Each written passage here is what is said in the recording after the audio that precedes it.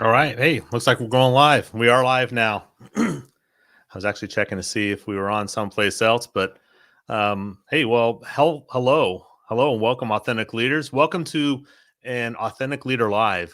This is actually this is a live broadcast that will ultimately become a future podcast recording that will be edited and published later. You can actually check out more than 100 past podcast episodes on my website, including more than 70 interviews that I've done. Today, I'm going to talk about the 10 reasons that delegation fails. These 10 failures in delegation are what I've found that leaders experience the most. Now, the Authentic Leader Show is the podcast for technology and other industry leaders who are mastering the art of delegation to lead high performing technology teams. Delegation is the number one skill that leaders that I work with, they struggle with the most. Most leaders don't have a delegation strategy. Most leaders, well, don't even think about how delegation could fail. Just knowing these top delegation reasons for failure can keep your next delegation from failing. Well, there are a lot there is a lot at stake for leaders when delegating work. The ability for leaders to effectively delegate has a direct effect on a leader's ability to lead their team, to get high priority work done, to increase a team's productivity, identify better ways to get work done, develop and uncover a team's capabilities, establish a team culture for creativity, innovation, and initiative, increase the team's morale, develop confidence even among the team. I mean, the list just goes on and on. But failing to be effective at delegation prevents everything that I just listed really from happening. Well, here is my list of 10 reasons that delegation fails. And this is in absolutely no particular order at all. So number one is it's being clear about your expectations. When delegating work, a leader simply must be clear about the work that needs to be done. They need to be clear about the results that need to be produced. This is why, of course, communication is also a key skill for master delegators.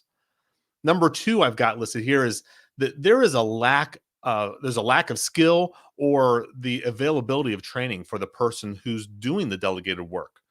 Some leaders will delegate work simply because they assume the person doing the work can do it.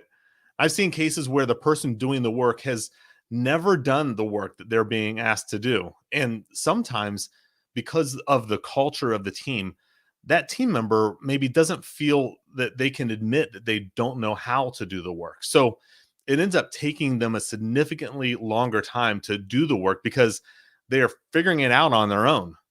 In some cases, the work being delegated is something that the leader had done in the past, and that leader, they just can't imagine how someone couldn't already know how to do that work. They forget that they had to learn one time how to do that work, or they had to get some training to help them to do the work more effectively. Well, number three in our list is that, of course, we just talked about the lack of skill, but sometimes there is a lack of interest, and that's our number three reason why delegation fails. Now, I'm not suggesting that it's okay for a person doing the work to just claim, hey, I'm not interested in doing that work. I mean, as long as the leader who is delegating the work has a delegation strategy for delegating that work, then the leader always has the authority to delegate just about any work. What I am talking about, though, is for the leader to unknowingly delegate work to someone on the team who is not interested in doing the work. Now, addressing this situation has to do with understanding why they are not interested, whether it's legitimate or not. You just simply have to know, well, why would they not want to do this work? It's important to know. And then once you know, then addressing, if possible, why they are uninterested. For example, someone on the team may feel that the work that's being delegated to them is beneath them. And it's time for the leader to address why they feel that way and why they are delegating the work to this person, which actually brings us to our number four reason that delegation fails. And it's because the person doing the work doesn't always understand why the work is being done or why they are the ones who are being asked to do the work. To understand why the work is being done, it's part of your delegation strategy as a leader. It's not only valid, but it's also necessary for the person who's doing any delegated work to understand why does this work even need to be done? Why this work fits in with other work that's already being done maybe on the team, why this work fits with the organization, the team, or the individual goals. And of course, why you feel that they are the most appropriate person to do the work that you're delegating to them. Delegation fails also because of the number five reason, which is the leader is unaware of other priorities might be a higher priority that gets in the way of the person doing the delegated work. Now, this again is why I feel so strongly about having a delegation strategy. Part of effective delegation is an awareness from the leader that other priorities already on the plate of their team member might be interfering and getting in the way. If your delegation strategy, actually in your delegation strategy, you are using tools to give you situational awareness of anything that may conflict with your team members' ability from completing the work that you are asking them to do. Similar to higher priorities is that's getting in the way is number six, which is a disagreement about the urgency of the work that's being delegated. Of course, this is a critical skill for any delegated task for the leader delegating work and the person doing the work to align on the urgency of the work.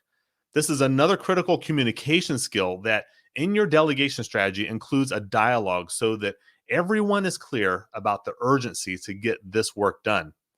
Urgency isn't necessarily that uh, every delegated task is urgent. It's just being clear about how urgent this work is so that the person doing the work can appropriately manage all the other work that they're also doing. Related to urgency, and another reason that delegation fails is number seven listed here, and it's having unclear deadlines. Now, I said in the beginning that this is in no particular order. I've not ranked this list of reasons why delegation fails, but I will say that this is the number one missed step by leaders when delegation fails.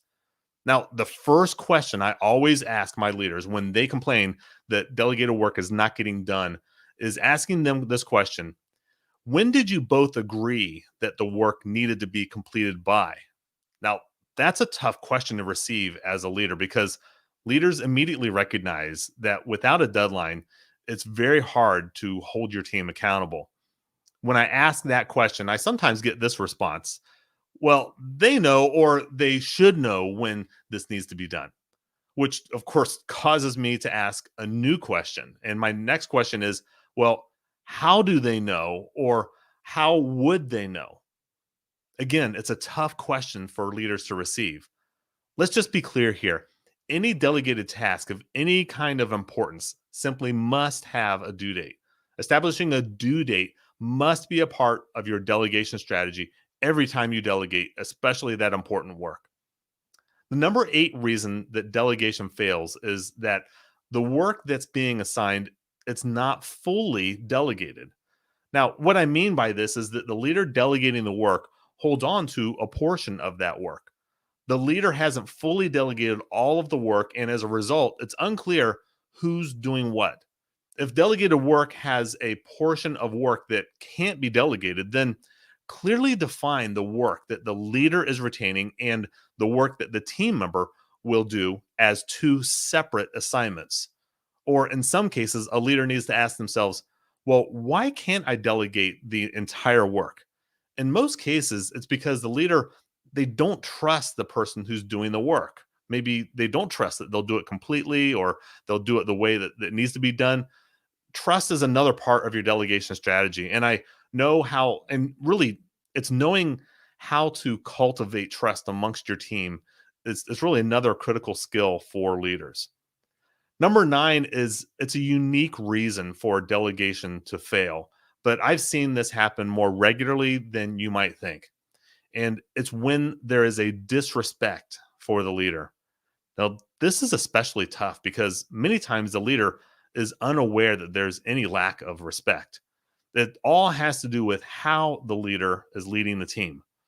Leaders who are constantly burning bridges with their team and others, they're taking credit for the work that their team does. Maybe they are disrespectful to others. I mean, I could go on and on, but I think we know the kind of leader who I'm talking about.